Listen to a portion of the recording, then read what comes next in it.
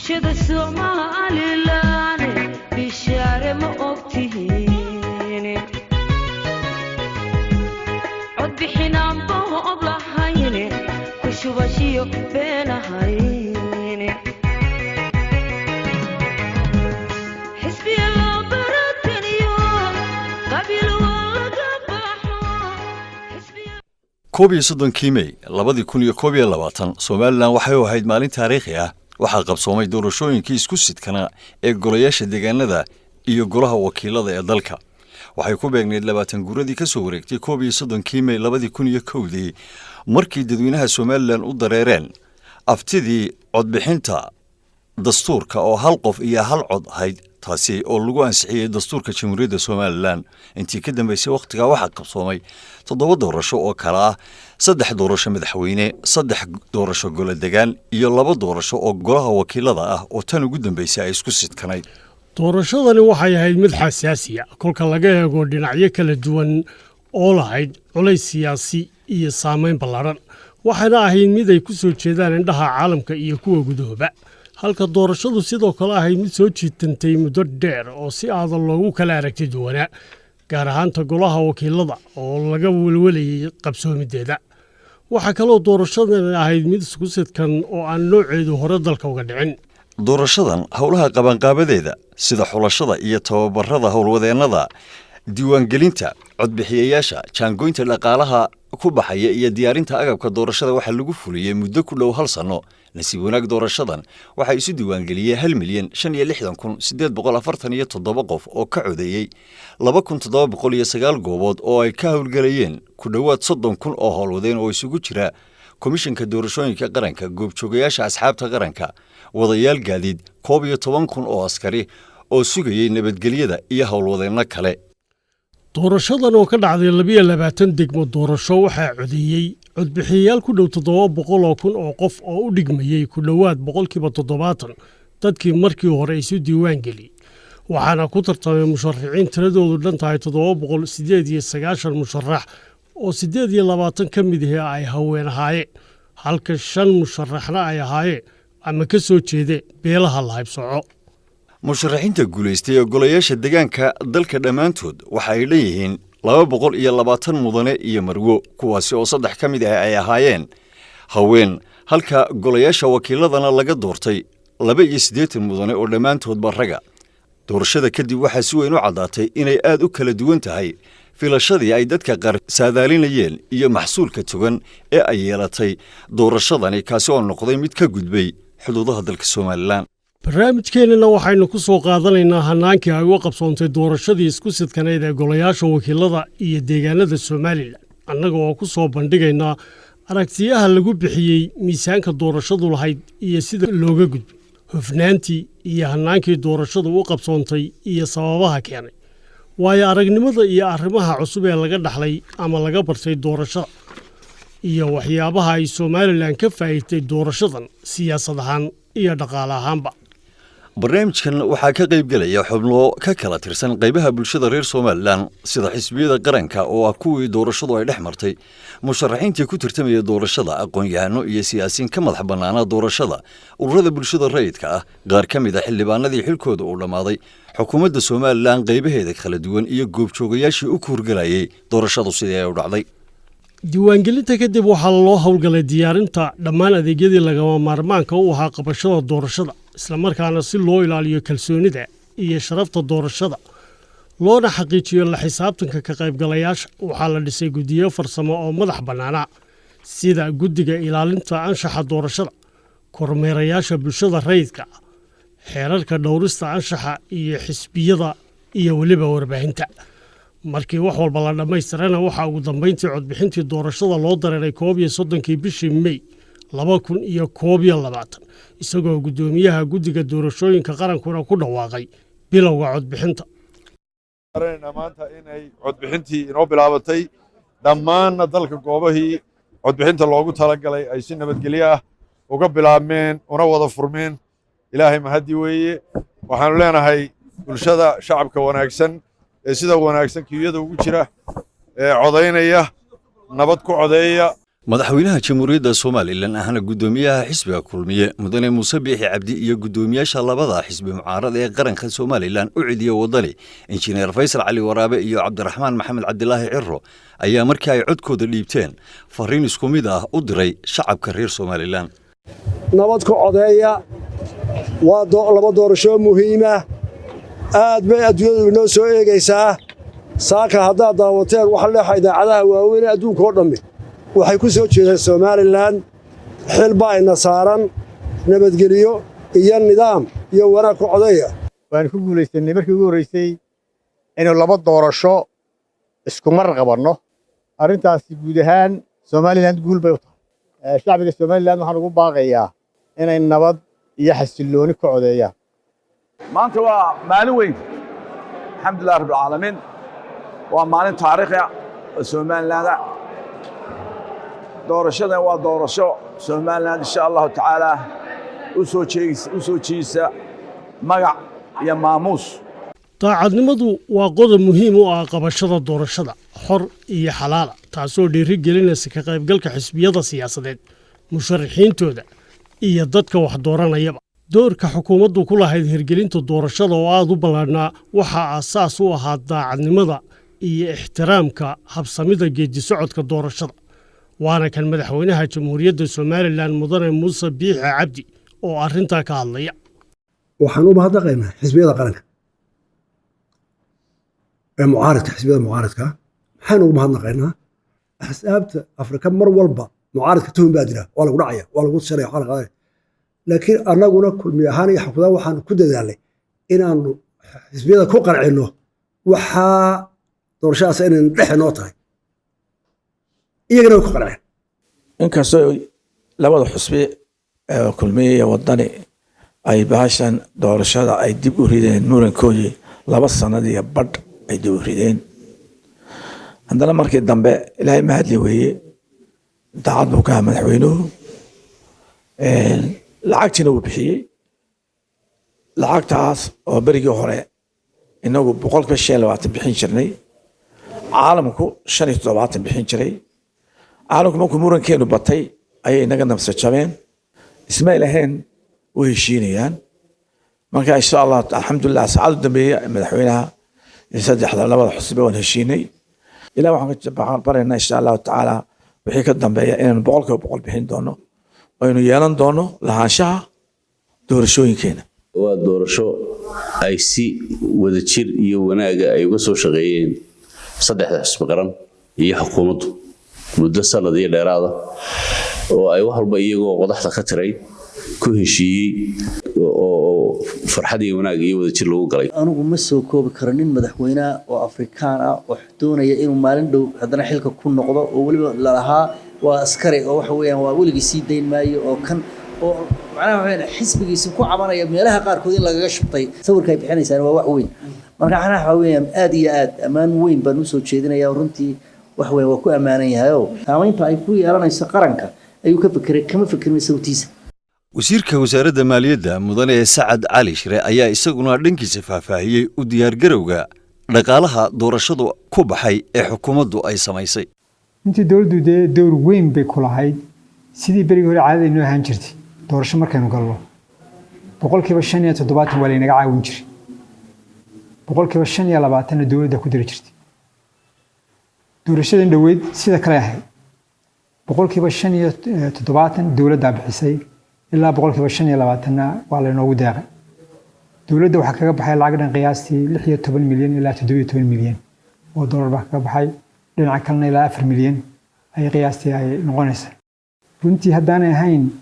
yacniga ka go'naanshaha madaxweynaha doorashadaas inay dhacdo oo inagu aynu maalgelino aad buu adkaan lahayd in ku dhow 800 oo musharax ayaa ka qayb galay tartanka labada doorasho ee isbarkanaa ee golayaasha wakiilada iyo deegaanada dalka waxaana ka soo baxay isugeyn 302 musharax oo isugu jira mudanayaasha labada gole inkastoo ay ka qaybgalayaasha doorashadu baaxadda lahaayeen haddana doorashadani waxay noqotay tii ugu mushkiladda yarayd marka loo eego doorashooyinkii ka horreeyey waa kuwan qaar ka mid ah aqoon-yahanada siyaasiyiinta iyo waxgaradka dalka oo tilmaamaya aragtidooda ku aadan culayskii doorashadu lahayd iyo sidii ay u qabsoontay doorasho isku hal mar ah oo hal maalin ah oo laba golo oo waaweyn ah ay noqoto doorashadaasi markaa qiyaas ahaan baarlamaanku waa 82 xubnood saddexda xusbi min 82 baa ka sharaxan waa 246 xubnood baa tartamaya golayaasha deegaanka marka la isku darana 900 bay ku dhawaanaysaa ama dheeraanaysaa culeyskeeda ilahayd warwarkeedana way lahayd waxa la badiyey oo maxaan ku dhahday tiradoodu ay korodhay goobihii codbixinta bacdama ay laba golo tahay kun iyo goobood baa ku darsameed 2709 goobood oo codbixineed ayay noqdeen maxaan ku dhahday goobihii maxaan ku dhahday codbixintu tira maxaan ku dhahday ku dhow 30,000 oo shaqaale ah oo shaqaalihii komishanka muraaqibiintii xisbiyada ayaa maxaan ku dhahday ayaa ka qayb galay tira ka badan tira ku dhow 11,000 oo qof oo ciidamada amniga ah ayaa ka qayb galay sida xaqiiqada ah waa doorashadii ugu horeysay ee aanay ka dhicin wax isqabsiya iyo wax maxaan ku dhahday cabasho ah iyo wax iska horimaadii toona doorashadaasi si nabadgelyo leh bay u dhacday ciidamada qalabka sida ee jamhuuriyadda Soomaaliland ciidanka booliiska iyo ciidanka militariga iyo ciidanka asluubta ciidanka ilaalada xeebaha iyo ciidanka immigration-ka way ka wada qayb galeen culayska ugu badan ha lahaadaan ciidanka militariga iyo ciidanka booliiska goobaha oo dhan way ka wada qayb galeen aad iyo aad baan ugu ammaanayaa shacabka reer Somaliland marka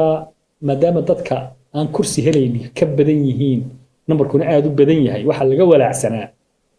in rabshadaba ka dhashaan ilaahay fadligii waxay noqotay doorashadii ugu rabishka yarayd ee abid Somaliland soo martay waxaan qabaa kaalinta xukuumaddu ka qaadatay ee ay tiri 75% waa $12 milyan waa lacag culays badan oo dhaqaale inagu ah laakiin dhinaca kale marka laga eego waa warde sharafta bini'aadamka wax gooyaa ma jiro inaad sharaf yeelato maxay lacag qiimadeeda $12 milyan barayna soo galayaan in qaran haybad leh oo sharaf leh inaad noqoto yaa ka qiimo badan 100 milyan oo kugu galfayso Somaliland baa laba doorasho oo 75% dhaqaalaheedii iyo xeedaba iyadoo ay isu qabto iyadoo qabsanayso ayaa deera ay hirtay dowlad ahaan waxaynu ku guulaysan 16 sanadood kadib markii ay fadhiyeen golaha baarlamaanka wakiiladu oo doorashadoodu ay suurtagal weeday xukuumadda maanta ee Musabbixi waxay ku guulaysatay inay doorashadaasi qabato oo muddo kordhin dambe aan jirin waa doorashadii golaha deegaanka sidoo kale ayay ahayd in iyadoo muddo dhaafa oo 10 sano afka la gelaysa la qabto waxay ahayd doorasho lagu tilmaami karo mid taariikhi ah sharaf xoogeena maskaxdeena rabitaankeena ayaynu ku maamulanay 75% ku maamulanay garan maayo dawlad kale oo adduunka jirta oo Afrika degan oo doorashooyinka intaasoo kharash u hurta oo ku beerisa garan maayo Soomaaliyana waabay ku shaqaysataaba waaba u warshad lacag nagu siiya doorashaan dhigi doonaaye wax nagu siiya qalabna siiya lacagna siiya waaba warshad bay ku noqotay ay adduunka ku maalaan sharaf bay inoo tahay inaanu doorashaan nagu dhiganaynaa idinka idin dhigi mayno annaga dhiganayna waxaanu rabnaa codkii shicibka yaga inaanu ogaano shicibkana waxaanu doorashada ugu dhigaynaa lacagtii cashuurta ee aanu shicibka ka soo qaadaynay ee aanu ka soo ururinay ayaanu dib ugu celinaynaa inay rabitaankooda ay dib ugu codeeyaan doorasho waxay noo dhacday qiimo leh oo ah doorashadii u horeysay ee laba doorasho la isdul saaray waxay noqotay doorasho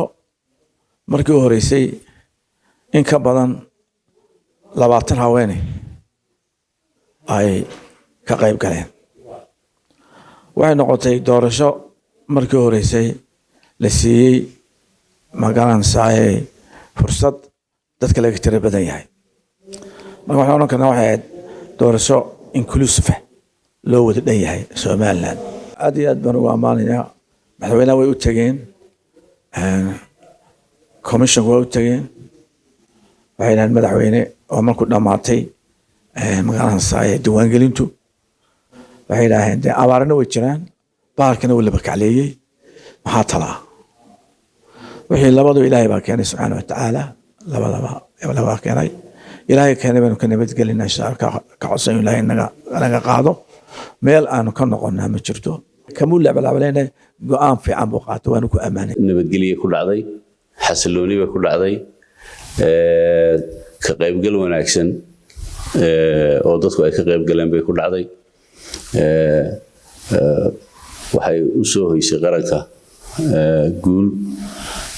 waxay noolaysay nidaamkii dimuqraadiyadeed ee ku soconay aad iyo aad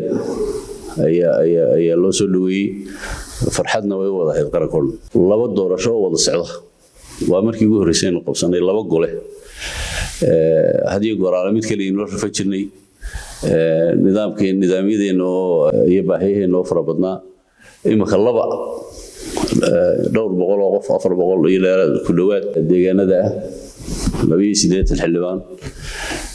ayaa min saddex xisbiyada saddexdaba ay soo sharaxeen intaasoo dhan ayaan wax laala wax dhibaato ka dhacay iyo wax xumaan ka dhacay iyo wax buuq ka dhacay goobjoogayaashii ugu tirada badnaa ee caalami ah ee korjoogteeya doorashooyinka Somaliland ayaa u yimid dalka si ay u hubiyaan habsamida doorashadii isku sidkanayd kuwaasi oo kormeerkooda ku soo maray inta badan gobolada iyo degmooyinka dalka ee doorashadu ay ka dhacaysay Somaliland maanta waxaa jooga konton dal dad ka badan kontonka dal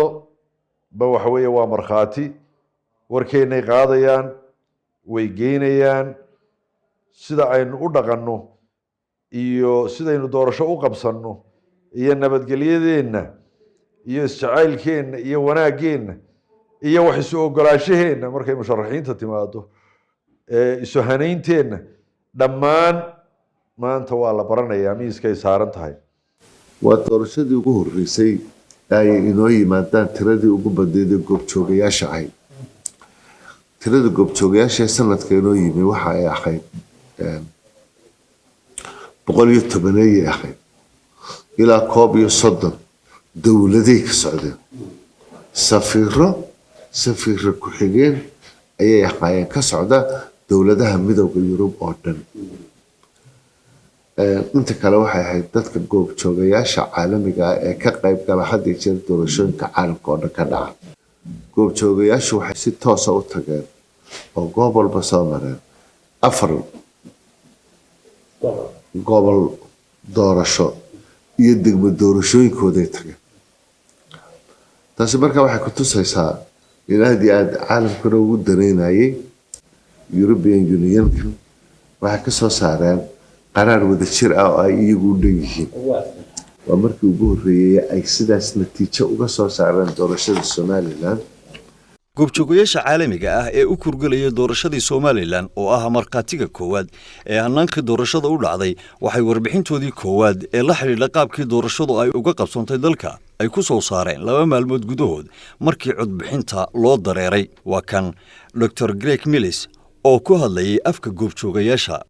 And this was, of course, regardless conducted in an open and highly transparent manner, which is commendable with the agreements of all the party agents. doorashadani waxay ahayd mid si heer sare ah u daahfurnayd oo mudan in la ammaano taas oo ay heshiis ku ahaayeen dhammaan dhinacyadu waxay ahayd doorasho ay hanaankeeda galaangal u lahaayeen muwaadiniintu guud ahaan waxay ahayd mid buuxisay dhammaan shuruudaha indhaynta ee goobjoogayaashu qiimeynayeen doorashadan oo ahayd tii 8aad ee dimuqraadi ah ee ka qabsanta Somaliland taas oo sii xoojinaysa dhaqankeeda dimuqraadiga ah iyada oo ku taal gobol aan laga aqoonin dabeecadda dimuqraadiyadda sidaa darteed waa in dunidu aqoonsataa gaar ahaan waa inay Afrika taageertaa This should be recognized by the world, we maintain, and especially supported by Africa. The 31st of May 2021 Somaliland election process was free, fair and credible. doorashadii 31 May 2021 ee ka dhacday Somaliland waxay ahayd mid xor ah, xalaal ah, laguna kalsoonaan. dhinaca kale haddii aynu ka eegno tartamayaashii ka qayb galay doorashada kuwoodii hadhay iyo kuwoodii soo baxayba waxay ka mid yihiin meelaha aynu ka xaqiijin karno sidii ay doorashadu u dhacday. dad badan baa doorashadii ku soo baxay dad kale oo ka badanina kumay soo bixin aniguna waxaan ka mid ahay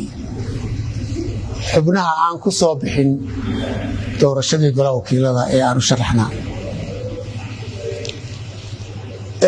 waxaan dareemayaa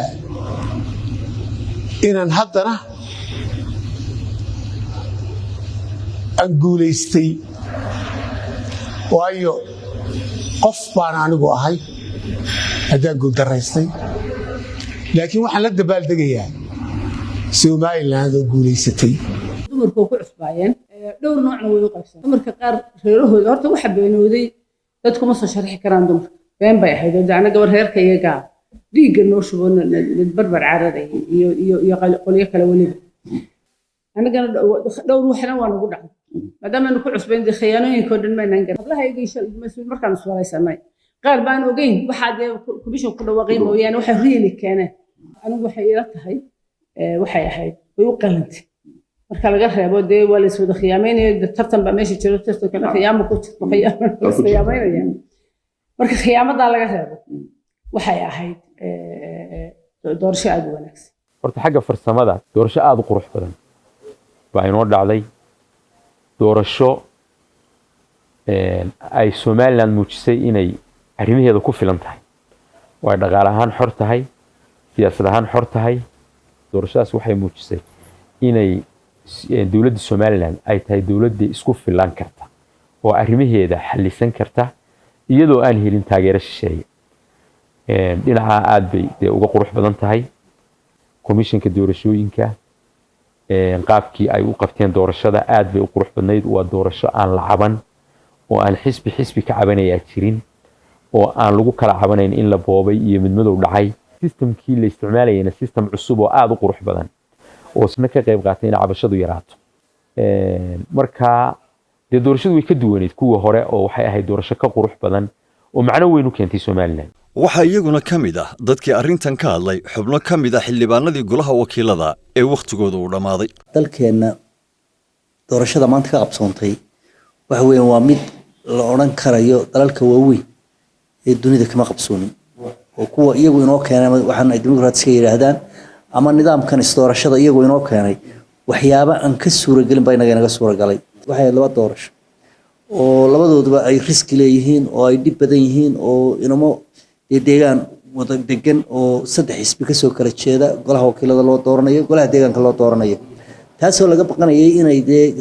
culays weyn iyo xagga amniga mushkilad ku keento nasiib wanaag ma keenin kii loo codeynayna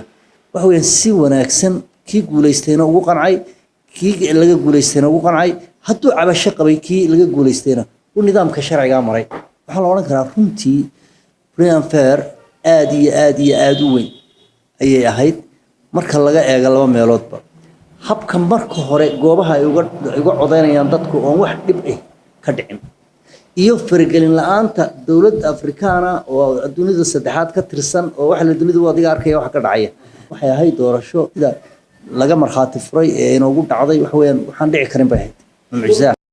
sida daraadeed waxa xorriyadda keenay waxa sharafta keenay waxay tahay inaynu inagu oo dawladdu ku amaanan tahay runtii madaxweynaha ku amaanaynaa in uu bixiyay oo ka kaaftoomay oo yiri anigu ana qoorta taagaya oo Somaliland oo ajaabkayga isticmaalaya ayaan horta qabsanaya horta aan ku tuso inaan wax qabsan karo xukuumadda iyo xisaabta qaranka horta xisaabta qaranka saddex xisbi qaran xisbi xaakimka iyo labada xisbi ee mucaaradka runtii mid walba kaalintiisu ka qaatay way isu dhabar adeegeen oo isu soo sabreen caqabado badan oo doorashada hortaagnaayo commissioniskii ka mid ahaayeen arrimihii doorashooyinka xeerarkiisa ku gudbanaa ka mid ahaayeen si wada jir ay uga soo dabaasheen runtii way ku wada ammaanayeen saddexda xisbi qaran xisbi xaakimkuna wuxuu dheeryahay free and fair elections doorashooyin xor oo xalaal marka waxaan isleeyahay waa u qurux in xisbiga xaakimka haddii xitaa laga badiyey laakiin inuu qabtay doorasho aan isaga lagu eedayn waxbuu isdaba mariyey yaa u qurux taasaa sharaf u aydna Soomaaliya waxay xaqiijisay in doorasho xor iyo xalaal oo iyaa ku tilmaamaya waxa ku tilmaamaya dadkii ay ka dhaxaysay ee tartamay ilaa doorashada xor iyo xalaalkii marka dadka tartamay qaybi ay ka cabanaysay wax isdaba marin baa jirtay leedahay dee su'aal baa saaran waxay isu raacay kuwii tartamayay tartanka u dhaxeeyay mucaarad iyo muxaafid waxa ku raacay international observers kobjoogayaashii caalamiga ahaa ee dunida inooga yimid inay doorashooyinkeennan indhaindheeyaan inay standardkii caalamiga caleeyeen waxa isku raacay adduunweynihii in taageeray doorashada dee weli doorasho aan laguna kala caban sidaana la isugu raaco inay free and fair elections u dhacday waa tii koobaad waxyaabihii u sababta ahaa habsamadii ay u dhacday doorashadii isku sikadaneed ee dalka Soomaaliland waxaa tilmaamaya siyaasiyiin iyo aqoon-yahan barnaamijkan ka qayb qaatay xukuumaddu daacad bay ka ahayd may faragelin annagu dadkii tartamayay baanu ahayn wax faragelina xitaa maamuladii gobollada iyo degmooyinka shaqaynayay may wax faragelina kumay lahayn waadna ka arki kartaa dee natiijada soo baxday iyo sida aan loo kala cabanaynan xisbiyadii mucaaradku u cabanayn wadee duuna Afrika iyo waynu naqaanaa dunida xukuumadda laga qayliyay xukuumaddu aad bay isaga moostay in ceeb ugu yimaadaan arrinta doorashadii isku lamaanayd ee beriga la qabtay waxay ahayd wax yani mucjiso kale ah waxaana habboon in dadkii ammaanta lahaa lagu ammaano oo qof walba ammaanta ku lahaa oo waliba madaxweynuhu runtii uu kow ka yahay madaxweynuhu jamhuuriyadda Soomaaliland uu ku amaanan yahay qabashada uu qabtay iyadoo dhaqaale buuran aan la haynin aniga aragtidaydu waxay tahay doorashooyinkii in soo maray tii ugu fiicneed bay ahayd faragelinta dawladdu sidii dadku ay ka baqayeen marnaba ma aysan dhicin sidii ugu fiicnaba ay u maareysay u maamushay dee halkaas oo gaarsiinay weeyaan quruxda u yeeshay maanta in doorashadaas ay dhacdo waana ku amaanan yihiin qolooyinka leh xisbiyada laftooda ay ku amaanan yihiin wixii wadanka ka dhacay doorasho ahaa tii ugu wanaagsanayd ee soo martay ee aan la isjiijiidan la isxagxagan ayaa run ahaantii ahayd waxaa kaloo door aan aad iyo aad u ammaanaya oo aan aad iyo aad ugu faanaya anigoo Somalilander ah aan ugu faanaya inay dawladdu ay faraha kala baxday oo dadkii loo igmaday inay maamulaan doorashada gudidii doorashada ee qaran inay maamulkii loo daayay waxay ahayd doorashadii ugu quruxda badnayd dhinaca farsamo iyo dhinaca doorasho iyo dhinaca ammaan iyo dhinaca tiro maanta axsaabta oo dhammi kuwa muxaafidka iyo kuwa mucaaradka ahba muddadii ay socotay codbixintaasi waxay sameeyeen discibliin fiican muran ma jirin waa sababta yaraysay murankii ka soo baxay natiijada xukuumadduna waxay muujisay dhaqankii ugu wanaagsanaa ee xukuumadda dimuqraadiga ay muujin lahayd oo ahaa inay sidooda u daysay komishanka doorashooyinku oo ay shaqadooda oo keliya wateen min degmo ilaa iyo gobol annaga xukuumadda dhinacan markaanu joogno madaxweynaha waanu faraxsannahay sababtoo annagu waxaanu ishaynay farmaajo waxaanu ishaynay qaar yidhi doorashada qabsan kari maysaan labaysa saaran waxaanu ishaynay doorashada muqdisho ka suurtagelila iyo ta halkan ka suurtagelaysa waxaanu ishaynay geeska Afrika oo doorashooyin ay ka socdeen tartan baanu ku jirnay xooggan waxaanu ku jirnay ballanqaadkii xisbiga kulmiye ee xilligii doorashooyinka ee ahaa annagu doorashooyinka waqtiyadeedan ku qabanaynaa inaanu suurtagelino markaa tartanka anagoo ku jirna bay dhinacayaga diyaar wax walba bisayl bay ka ahaayeen waa markii ugu horeysay ee aynu ka ababnay caawimadii ay caalamku ina siin jireen badideedii oo aynu 57% ay xukuumaddeenu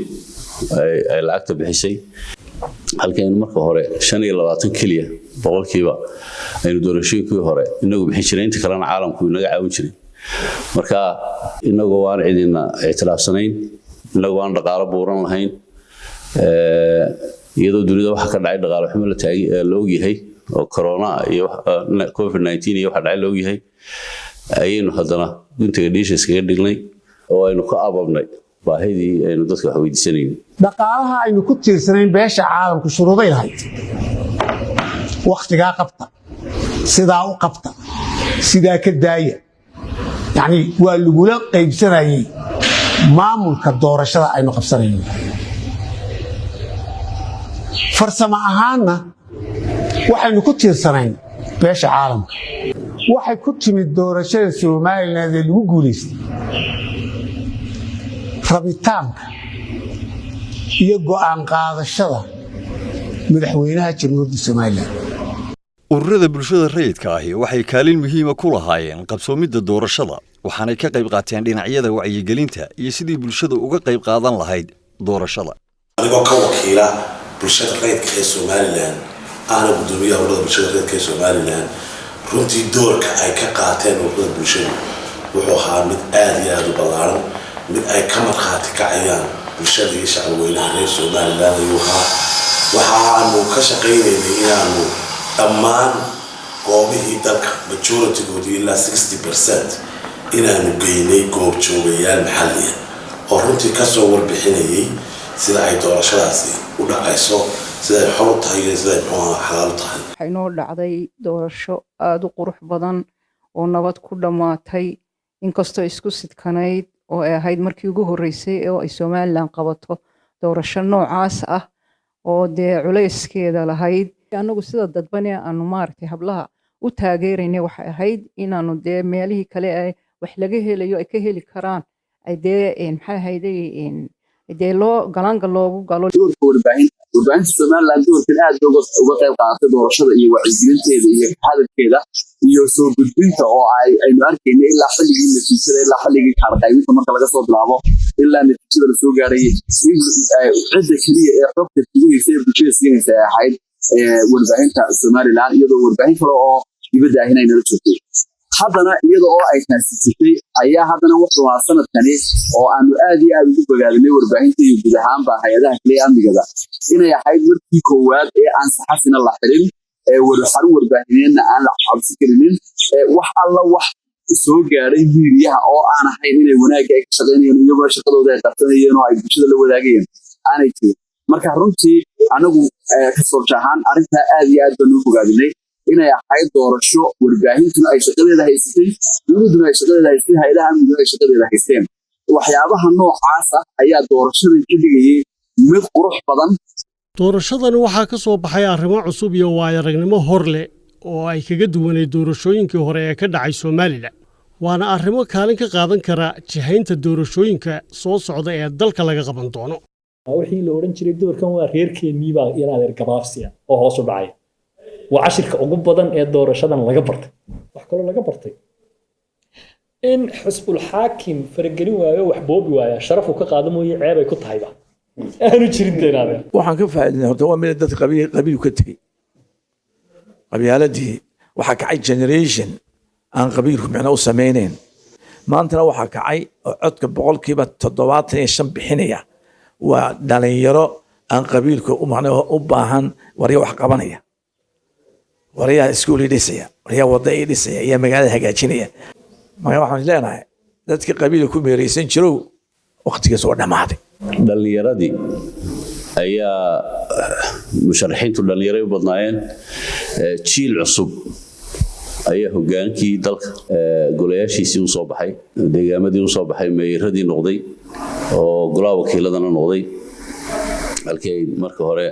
inta badan dad waaweyn ku jiri jireen waxaynu ka baranaynaa inaynu hore u samaysano diyaargarow ballaaran oo intaynu muranka ka baxno iyo waxyaabaha keeni kara dib u dhac aynu inagu isku kalifno aynu nidaam waaraya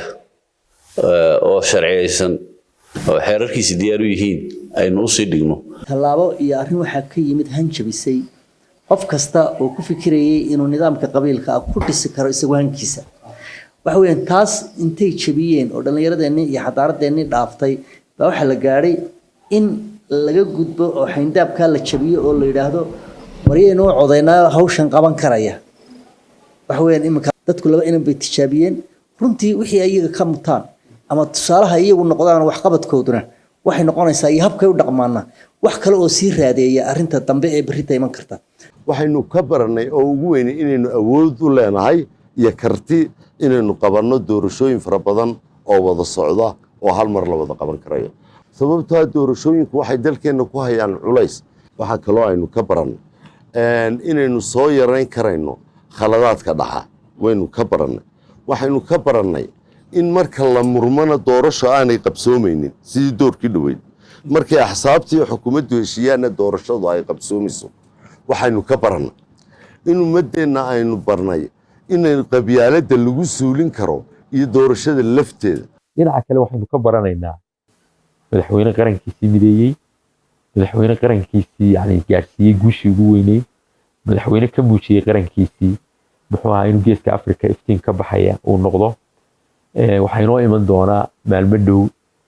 wadamada geeska afrika iyaga oo raba inay bartaan sida ay somaliland isu maamushay iyo doorashooyinkooda iyo dhinacadeeda wanaagga waxaa ka mid ah waynu majhuur garownay social mediahii oo qayb weyn ka ciyaaray xataa qofka wanaagsan inay keenaan suuqa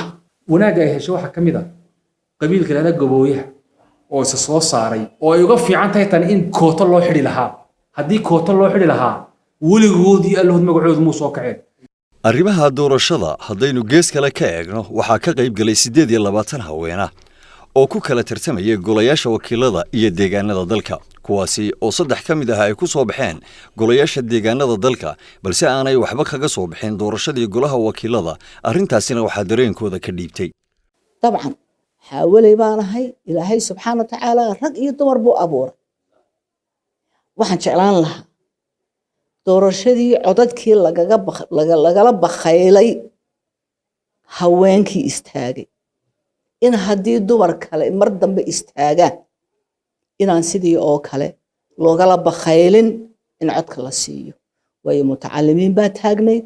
dumar wanaagsan baa taagnaa marwooyin wanaagsan baa isin soo sharaxay wax wanaago waddanka ku soo biiriyaan mooyee dhibaato umay geysteen wanaaggun bay sii kordhin lahayeen quruxdan doorashadeenu lahayd ayuunbaa sii qurux badnaan lahayd gabdhuhu waxay u soo bixi waayeen dee waa arrimo badan oo aynu iska ognahay waa arrimo dhaqan waa arrimo dhaqaale waa maxay tahay weliba dee ay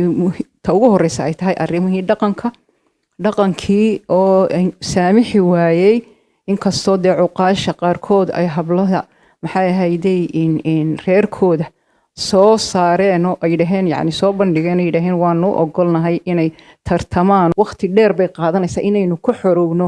yaa maskaxdan qabiilkaa ka xorowno imika waa la bilaabay dee maxay ahayday imika habluhuba dee ma odhan karno waxba may helin habluhu waxa weeye waxay soo gaadheen ilaa heer marjinkii ay taagan yihiin intooda badan maxay ku soo gaadheen dee waxay ku soo gaadheen wacyigaa furfurmay inaanay dee soconaynin in maaragtay dhinacuna ay u rarnaato bahasho yaa bal maanta waa taase maxaa ka fool xun inay 82 xildhibaan oo hal gabadhi aanay soo fadhiyin halka ay soo fadhistaan dee madaxweynuhuna tuu qabtay maanta 28kaasi mabay soo tartameen haddaanu ka dhaafin yaa maxay ahayday registration fiigii ahaa 4,000 iyo dheeraadka ahaa oo maxay tahay aanay awood iyaga maxay dadka laga tirada badan yahayba aanay u haysanin taasna uu xilkii qaatay oo laga dhaafay markaasay tiradu is 4,28 gaadhay doorashooyinkaasi sidaa quruxda badan bay nagu dhaceen weliba turxaan la'aanta waxa keliya oo yaraa barmadow inagu yar ahayd in haweenkeennii quruxda badnaa ee isu sharxay inaanay soo gelin runtii ama nasiib aan u yeelan laakiin waa aragnimo badan iyo ay iyaguna ka heleen oo markii ugu horreysay xataa ay dadkeena shacabkuna iyaguna ay u footeeyeen qof haweena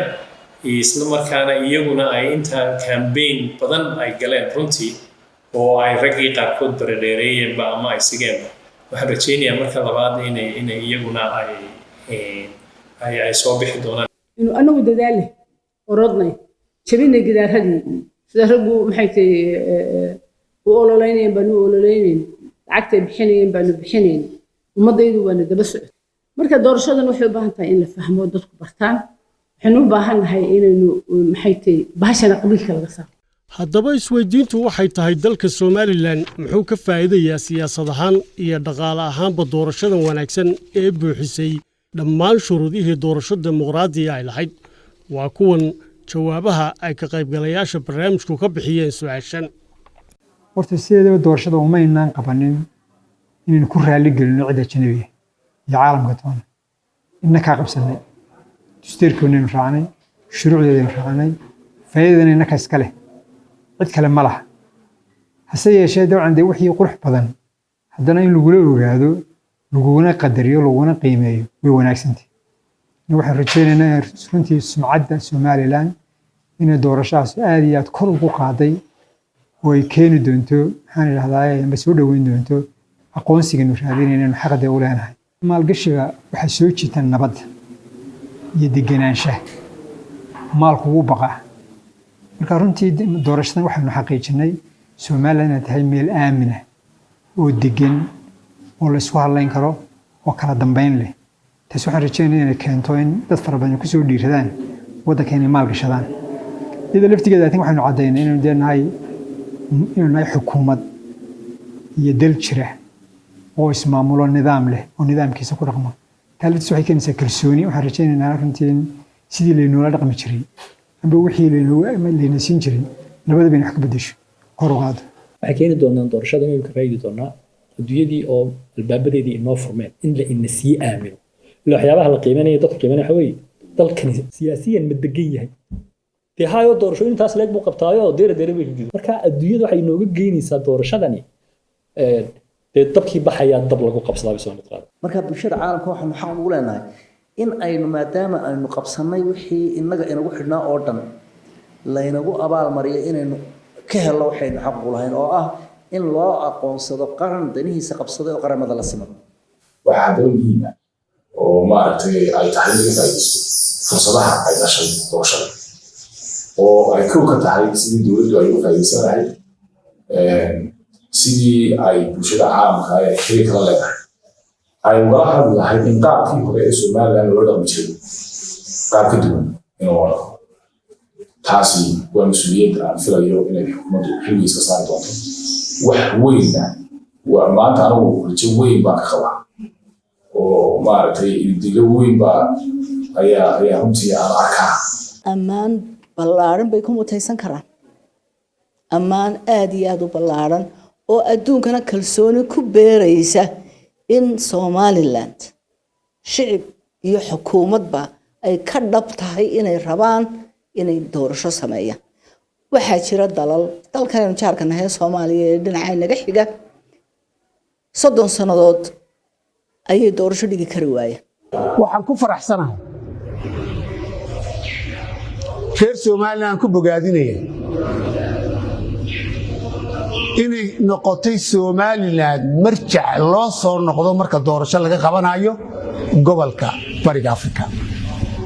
oo wax laga baran doono ugu dambayn madaxweynaha jamhuuriyadda somalilan mudane muuse biixi cabdi ayaa si weyn uga mahad celiyey cid kasta oo gacan ka geysatay doorashadan dalka ka dhacday oo ay ugu horeeyaan guddiga doorashooyinka qaranka anoo ku hadlaya afka qaranka